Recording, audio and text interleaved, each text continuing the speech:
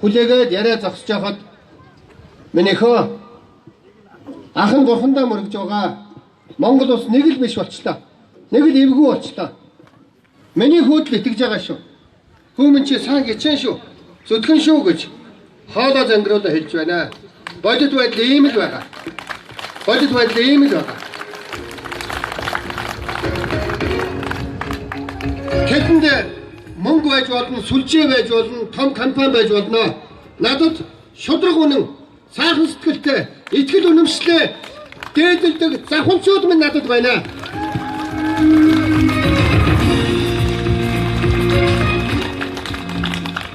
Монгол улсын ерөнхийлөгчөөр та бүхнийгээ төлөөлж сонгогдсон тохиолдолд хамгийн ихэнд хийх ёстой зүйл бол Монголын төрд хяналт тавин хариуцлага тооцдог механизмыг бий болгоно. Энэ бидний хамгийн хүсэж байгаа зүйл. Яагаад өнөөдөр Монголын олон залуучууд ажилгүй байгаа вэ? Яагаад бид энэ ажилгүйд ядуурл доройтод гундуухан амьдарч байгаа вэ? Яагаад бид өрнөөс гарахгүй манжийн үеийн асар том өрийн дарамт шиг өрөнд орчвоо? Яагаад бид түрээс төлөхөөс цааш амьдралаа авч явж чадахгүй хүнд байдалд орчвоо гэвэл төрд байгаа хүмүүс нүгэлд идээссэн байна, асар их хулгай хийж байна. Тэдэнд хяналт тавин хариуцлага тооцно. Энэ бол бидний эхний алхам юм аа.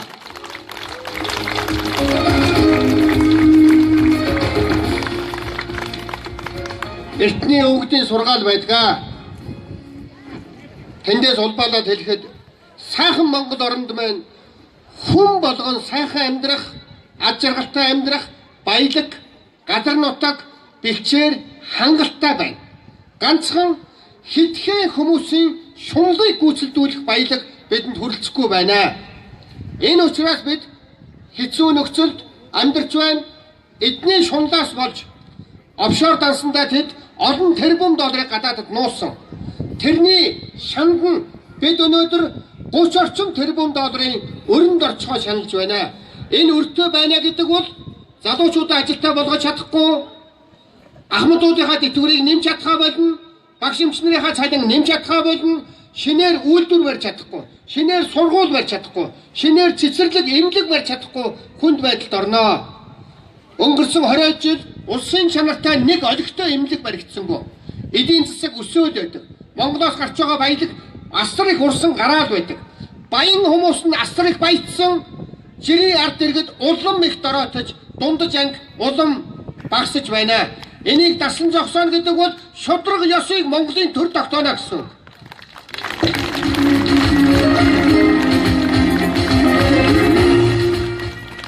Үүнийг л хотогт хуйлгаадын үлгийн нутаг, завхан нутгийн ахын дүүс минь та нар хүсэж байгаа. Үүнийг л бий болгож, шудраг ёсыг бий болгож, Монголдо сайхан амьдрал бий болгохын тулд олон жил, маш олон жил та нарынхаа хамгаалт, та нарынхаа өмгөөлөл, дэмжлэгэнд дулдуулж хамгаалтанд чинь би орж явсан. Өдий дайтай намайг тэмцэгч болгосон, намайг бойжуулж өсгсөн завханчуудаа баярлалаа гэдгээ дахин илэрхийлье.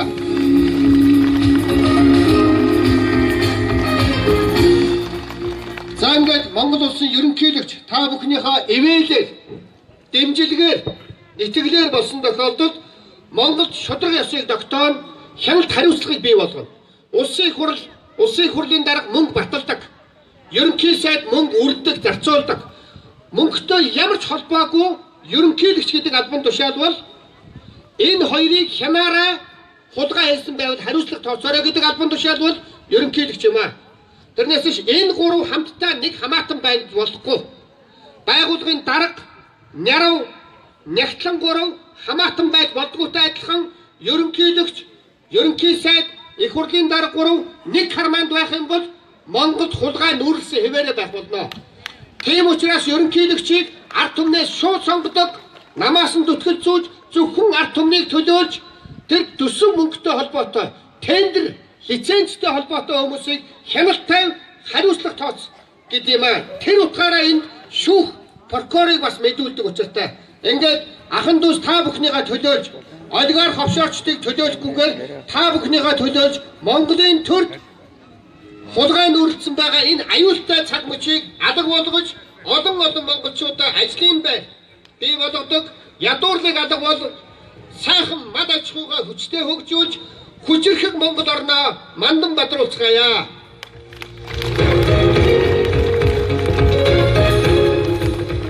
За ингээд хэдхэн хоногийн дараа бидний өмнө манан биднийг сонгох уу гэсэн салаа замын үйлдвэр дээр бид ирлээ. Хэрвээ манан сонгвол энэ уруудл дороотл ажилгүйд ядуурл энэ мухардал цаашаа үргэлжлэнэ.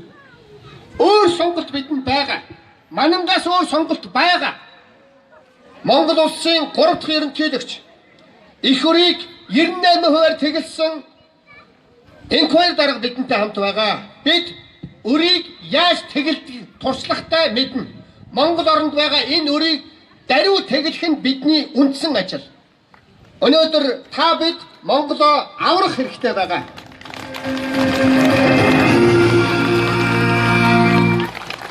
За ингээд эцэст нь хэлэхэд олон жирийн завханчууд, жирийн Монгол ахын дүүс намайг хамгаалж өмгөөлснийхөө төлөө дарамтанд орж явсаа. Олон Монгол ардын хувьсгалт намын шудраг гишүүд энэ өдрийн төлөө асар их хавчлаганд орж явсаа. Олон ардын намын шудраг гишүүд намайг хайрлаж хамгаалж өдий дайтай өсгөж өндөлгөж тэмцэгч болгосоо. Үйлдвэрчний эвлийн олон гишүүд маань намайг дэмжиж байгаа. Ингээд та бүхний олон жилийн хөдөлмөр, олон жилийн хүндэтгэл дэмжилгийг та нар туслахад минь надад тусалж Монгол орноо аврахад минь зөв сонголт, мэрэгэн сонголт хийхэд бүх Монгол даяараа завханчууд урайлж дэмжээрэй. Та бүхэндээ баярлалаа. Улс төрийн тэнгэрт нар мандуулцгаая завханчуудаа. Эгэл ардууд төрөөн залцгаая монголчуудаа. Энэ газар нутаг дээр төрнө гэж өндөр тэнгэрт захиал авгүйч таны гэрт тулганы хажуу төрсөн 1 сая хүүхдийн төлөө хүчирхэг байцгаая монголчуудаа. Монгол ардын хувьсгалт намаас Монгол улсын ерөнхийлөгчийн сонгуульд нэр дэвшигч босоо хэмээх Сайнхүүгийн Ганбаатарт баяр хүргэн хураалцгаая. Хүрээ! Хүрээ! Хүрээ! Тиймээ та бүхэн мэдэж байгаа Монгол улсын 3 нэр дэвшигчээс Цорын ганц их орны хүү Сайнхүүгийн Ганбаатар газрын зулай тэнгэрийн зорхой отхон тэнгэр хайрханд ирж зөвшөөрөл хүссэн. Отхон тэнгэр хайрханаас тэрээр сүүн замаан татуулсан.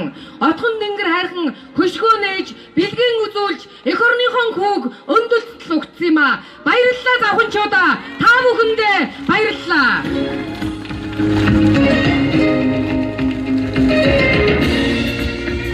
Тиймээ өнөөдөр эжийнэр бол амьдралын эхлэл, эмэгтэйчүүд бол амьдралын гайхамшигтай баялагийг дэлгэрүүлэгч нар юм а. Олон эжийнэр өмөлсөн сэтгэлээр үгэн элхийг хүсэж байгаач бидний бололцоогоор 75 насыг зооглож байгаа эгэл жирийн эмэгтэй Эрдэнэ сүрэн хэмээх буурлын захиасыг сонсцгоё. Ижигээ, эмээгээ өгтөн авцгаана уу завханчуудаа.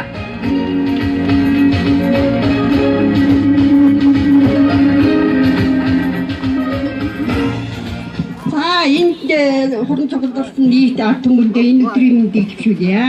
Би ингээд Дэлгүүрийн хон Ганбаатар хүүгээ ирнэ гэж хүлээж байгаа. Дэлгүүрийн хэм өнгөнөөс 100,000 таа хэмжүүлж байна. Одоо энийг хэмжүүлье. Ингээд хаадаг үедээ энийг хэмжүүлж байна. Баяр хүргэе. Бямжогийн Эрдэнэ сүрэн хэмээх 75 настай энэ буурал сонгуульд нь амжилт хүсч дэлгүүрийнхаа мөнгнөөс 100,000 төгрөг хандивлж байгаа юм байна. Сэрсэн монголчуудаа баярлалаа. Баяр хүргэж байна та бүхэндээ. Тиймээ өнөөдөр энэ хүнд та нараас хулгайлж нуусан мөнгө байхгүй. Энэ хүнд уул уурхайгаас авч зөвхөн автонартайгаа нийлж Америкт байшин авсан мөнгө байхгүй. Монголын улс төрийн түүхэнд анхудаа Сайнхүүгийн Ганбаатар ард түмний хандваар ерөнхийлөгчийн сонгуульд нэр дэвшүүлдэг жишг тогтоож байгаамаа. Шудраг өрсөлдөж байгаа Ганбаатартаа баяр хүргэцгээе ард түмэн минь.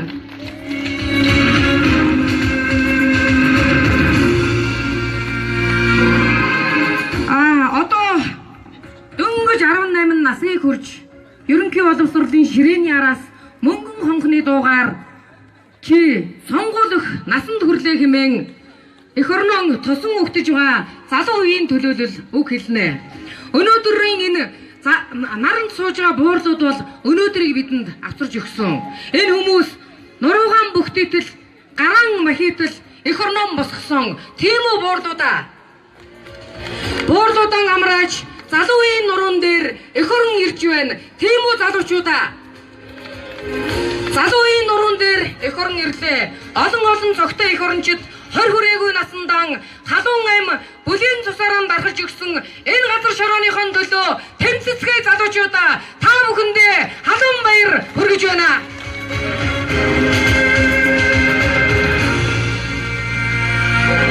Дүгэр сүрэнгийн анх бол тэмэх дөнгөж 18 нас хүрч анхныхаа сонгуулийг өгөх гэж байгаа шинэ үеийн залууга өгтөн авцгаая улаастайчуудаа. За, сайн байцгаана уу ингээд энд хүрэлцэж ирсэн та бүхэндээ гадаа нартай сэтгэл доторч гисэн нар гийж гал дүрлсэн энэхүү сайхан өдрийн мэндийг дэвшүүлмээр байна. Миний бие Дүгэр сүрэнгийн анх болд энэ жил математик байгалийн ухааныг өнцгөрүүлсэн сургалттай дэвшил бүрэн дунд сургуулийн 12 дугаар ангийг төгсөж байгаа. Ганцхан сарын өмнө 18 нас хүрч ерөнхийлөгчийн сонгуул хэмээх маш их алдар хүндтэй нэр хариуцлагатай энэхүү сонгуулийг өгөх эрхээ авсан билээ.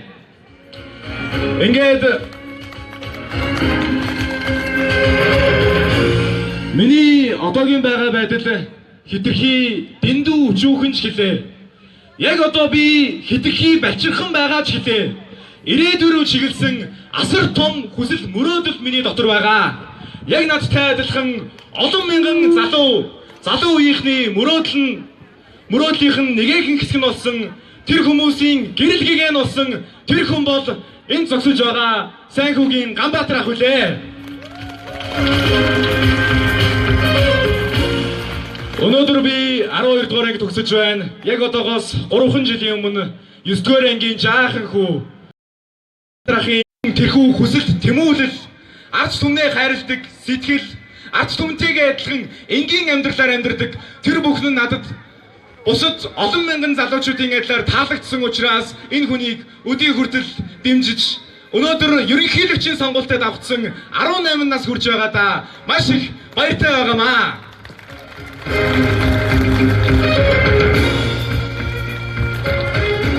Яг л Ганбаатар ах шиг ард түмнээ дээдийн ихээр хайрладаг ард түмдээ өөрийгөө чөмгөөж чадахгүй байгаа тэр олон хүмүүний өмнөөс дуурж томоохон тэмцэл хөдөлгөөнүүдийг хийдэг ийм том нийгмийн зүтгэлтэн хүн болно гэдэг бусад олон залуучуудын адилаар энэ ч бас миний мөрөөдөл үлээ.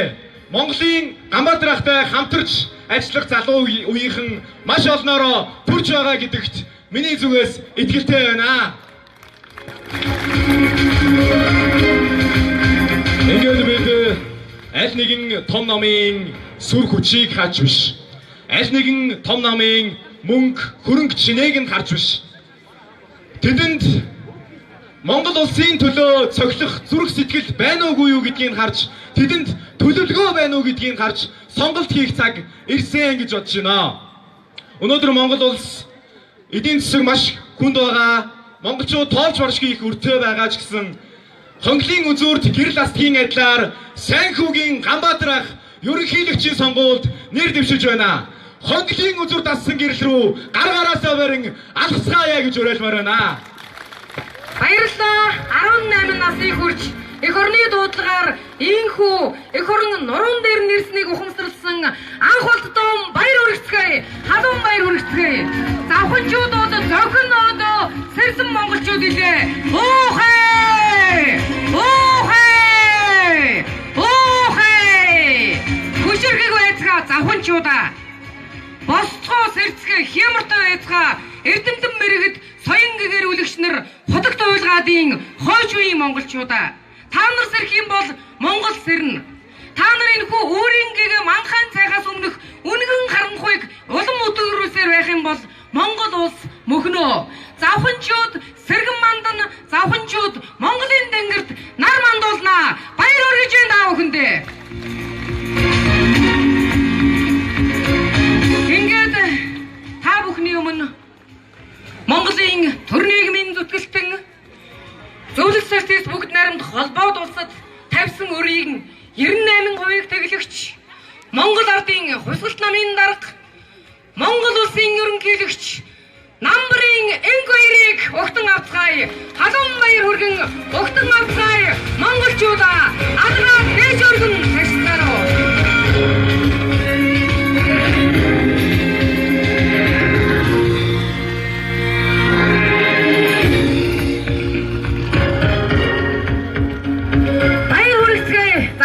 тагсгаараа. Монгол улсын 3 дахь ерөнхийлөгч намбарын инквайр өөрийн биеэр хүрэлцэн ирлээ. Завханчууд та бүхэнтэйгэн уулзгаар хүрэлцэн ирсэн ерөнхийлөгчдөө халуун баяр хүргэж байна.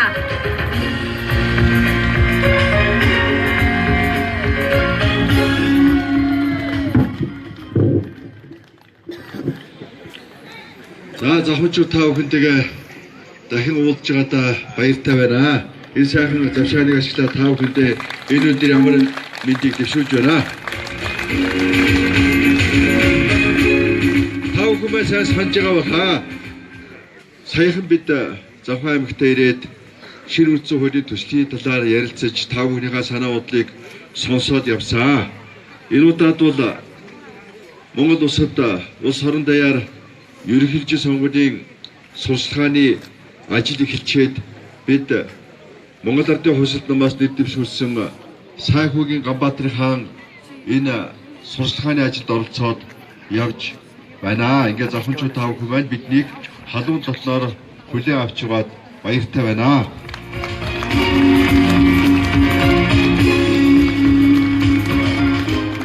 Завхан бол худалдуудын нутгаа гэж бид бүгдээрээ сайн мэднэ.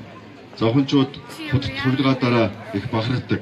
Дэлэн худагт жалхан цутад гэдээ ярихлаар үнэхээр л завхан төрсөн завханчууд дундаас худагт хувилгаан болж тодорсон ийм алдартууд байдаг.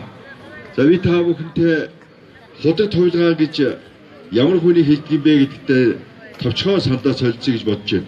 Ном судрыг үзэх юм бол худагт хувилгаан гэж яагаад тэгж бусдаасаа ялгарч төрдөг юм бол доо гэж ингэж судлаад үзэхэд жирийн хүмүүсээс худагт хувилгаад юугаараа ялгаатай бэ гэд тодруулаад судлахад бол нэг утгад их жоох юм шиг, нэг утгад их том юм шиг ялгаа байдаг гэж эрдэмтэн мэргэд бичсэн байдгийн байна лээ. За тэр юу вэ гэхээр бол жирийн хүмүүсийг бодох юм бол худагт хувилгаад бол өөрийнхөө амийг боддгоо устдын сайн үлийг боддог ийм л ялгаатай гэж. Тэгээд ингээ хэлэхээр зарим хүмүүс өө чинь их том ялгаа биш вэ штэ. Бусдын тухай би ч бас боддог гэж. Тэгтэл үгүй юм байна. Энэ асар том ялгаа юм байна. Бусдын үйл хэрэг бүтээсэй гэж байнга бодож идэг. Ерөөсөө хөдлөг халах болгондоо сэтгэж бодох болгондоо тэгж бодож идэг хүн бол жирийн иргэдээс их өөр байдаг юм байна. Тийм учраас тэр хүмүүсийг бид хувилгаад гэж тодруулж, өргөмжилж, хэрэг явдал болвол очиж, юм асууж, тодруулж байдаг юм байна. Бусдын төлөө юм боддог хүн бол их мэрэгэн байдаг юм байна. Бусдын төлөө биш өөрийнхөө төлөө боддог хүн бол мэрэгэн биш байдаг юм байна.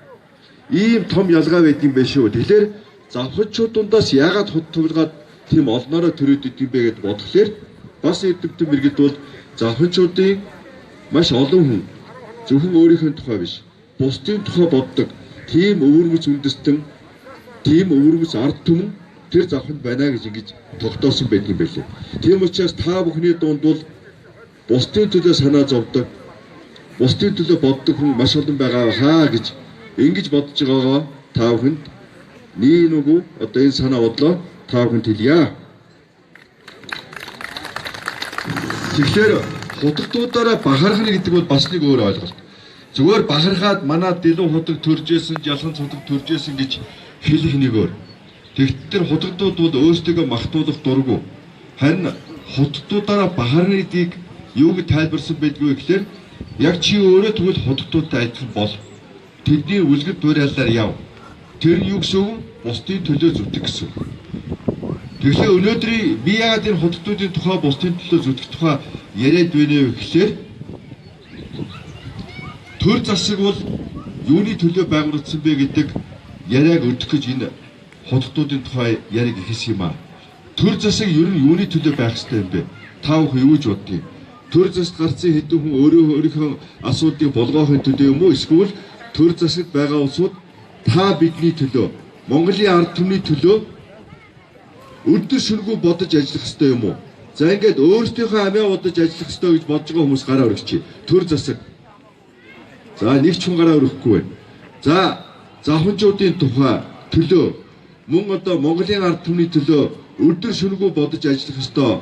Амснаа хэрэгжүүлэх ёстой. Төр засагт ажиллаж байгаа хүмүүс ийм л хүмүүс байх ёстой гэж бодож байгаа хүмүүс гараа өргөчий. За бүгдээрээ тэгж бодож байгаа юм. За тэгэхээр яг өнөөдрийн төр засаг та бүхний гараа өргөсөнтэй адилхан яг тэгж ажиллаж чадж байна гэж үзэж байгаа хүмүүс гараа өргөсч. Яг үнэхээр чадчих шүү. Амснаа биелүүлсэн шүү. Би одоо сонголтондоо зөв сонголт нөлөө өгсөн юм байна. 16 онд их хурлын гишүүнээр их зөв хүн сонгож төр засгийг би зөв байгуулсан байна. Яг ингэж сайн ажиллаж байна гэж бодож байгаа хүн гараа өргөсч. За байхгүй. Чадахгүй байна гэж бодож байгаа хүн гараа өргөсч. За бүгдээрээ гараа өргөж. Тэгэхээр одоо бид харин нэг ийм сонин замын уулзалтад ирчээд байна. Одоо чадахгүй хүмүүс нэр дэвшиж яшин цаач. Мэ гомбо их халтмаагийн баттуулга айл айл нь төр засгийн өндөр ажлыг хажиж ирсэн улсууд. Чадахгүй улсууд дэвшээд байна. Тэгэхээр чадахгүйгээ дахиад сонгох юм уу одоо? Эсвэл чадна гэж одоо бодож байгаа. Бодоо зогсохгүй. Энийг хийж чадна гэдгээ өөрийнхөө амьдралаар юм уу? Өөрийнхөө үйл хэлээр хэрэгээр нотолсон хүнийг дэмжих юм гэдэг ийм зам энэ одоо уулзуур дээр бид ирчээд байна. Тэгээ та бүхэн маань одоо бусдын төлөө зүтгэдэг хүнийг дэмжих үү? Өөрийнхөө харамыг боддог хүнийг дэмжих үү гэдэг бас ийм сонголт өмнө ирсэн байна. За би тэгээд өөрөө Сайхүүгийн Ганбаатар бол та бидний зөв сонголтоор чумхуу бусдын төлөө зүтгэж чадах хүн. Мөн энэ ажлыг бол бусдын төлөө зүтгэх гэдгийг бол тодорхой ажил болгож чадах хүн гэж бодож байгаа тэр санаагаа та бүхэнтэй хуваалцаа гэж ингэж бодож байна. За тэгэхээр тул би бас нэг түүхийг хэлэхээс өөр аргагүй болчихлоо. За тэр нь юу вэ гэхээр бол би Завхан аймгаас улс төрийн гараагаа ихэлсэн гэж хэлвэл ерөөсөө хэдрүүлсэн болохгүй. Та бүхэн маань яг завханчууд тосон зинглэг одоо шилүүстэйхэн маань отхоныхан маань за тосон зинглэгэн ч бас оролцсон. Ер нь Завхан аймаг тэрэ яараа 97 он дамааг ерөнхий сонгуульд дэвшиж би тэгээд улс төрийн гараагаа ихэлж ясаа. Та бүхнийхээ дэмжлэгтэйгээр сүүлд нь Монгол улсын ерөнхий сайд болсон, их хурлын дарга болсон, ерөнхийлөгч болсон. Та бүхэнтэйгээ хамтраад Оросын хөрийн асуудлыг шийдэж Монгол улсаа өргөө болгож ирсэн. Та бүхэнтэйгээ хамтраад мянганы замыг тавина гэсэн шийдвэрийг гаргаж одоо мянганы зам юу одоо аймгийн төвд улаасад хурц ирэх гэж байна. Тухайн үед бол мянганы замыг санаачлаад явж байхад бол энэ бол хизээч бүтэхгүй. Мянгуужингийн үлгэрээ гэж ингэж ярьж байсан. Тэр мянгуужингийн үлгэр гэж ярьж байсан усуд өөртөө одоо өнөөдөр мянганы замаар дахиж энэ замтай байх сайхан юм байна шүү гэж ингэж ярьж байгаа. Тэгээ би тэднийг шүүмждэггүй дээ. Яг тэр үед бол итгээгүй юм байна. Ард түмэндээ итгээгүй юм байна. Надад итгээгүй юм байна. Бидэд итгээгүй юм байна. Тэгээд мянгуужингийн үлгэр гэж санагдчихлээ. Гэхдээ одоо тэр зам нь бүтэж байна гэж. Та бүхэнтэйгээ хамтраад би хүүхдийн хоол гэсэн төслийг хөтөлбөрийг хэрэгжүүлж өнөөдөр 5 дугаар анги хүртэл сурч байгаа хүүхдүүд маань сургууль дээрээ үлсэх цанхыг мэдхгүйгээр өдийн хоолоо өдийн цагаа уугаад ингэж одоо хичээл сургуультай шамдаж байгаа. Дунджаар бодох юм бол 50-60 мянган хүүхэд нэгдүгээр ангиудад улсын хэмжээгээр сурдаг гэж бодох юм бол 250 мянгаас 300 мянган хүүхдийн өдийн хоолны асуудлыг бид өнөөдөр ингэ шийдэж байгаа юм байна. Энэ митинг одоо хийсэн ажил гэдээ ярих юм бол би өөрөө хийсэн биш ээ. Та бүхэнтэй хамтарч хийсэн гэж.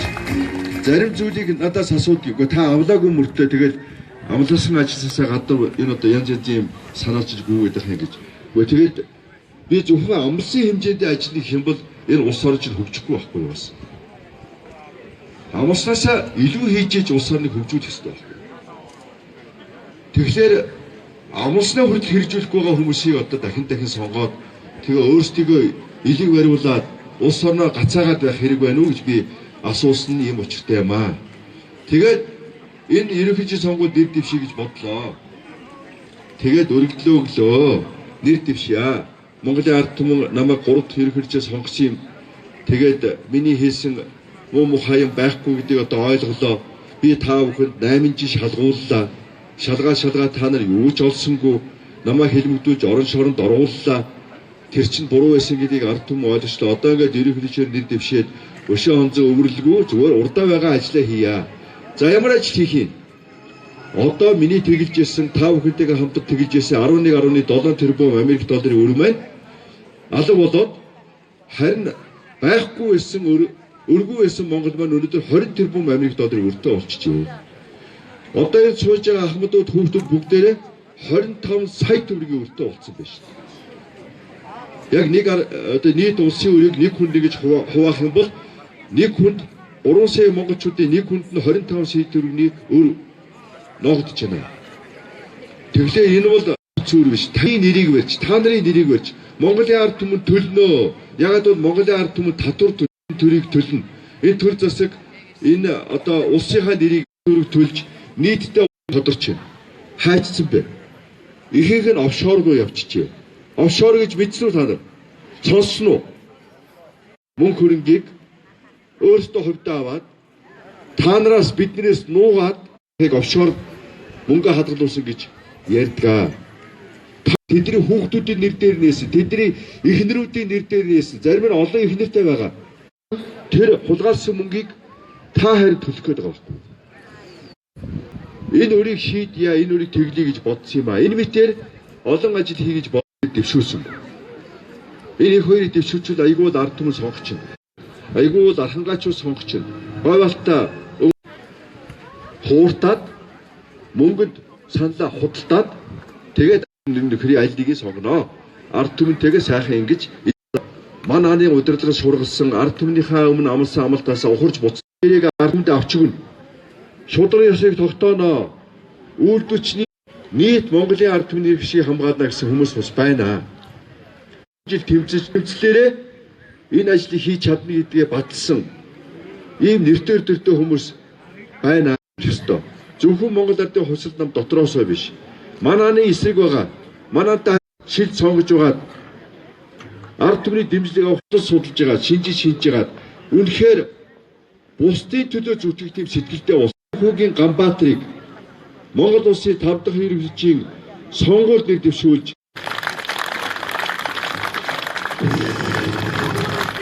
ерөнхийлөгч намбарын энх 2 Монгол улсын 5 дахь ерөнхийлөгч Сайнхүүгийн Ганбаатар ард түмний ерөнхийлөгч нарт халуун дараан дэмжицгээе. Эгэл ардын ерөнхийлөгч нар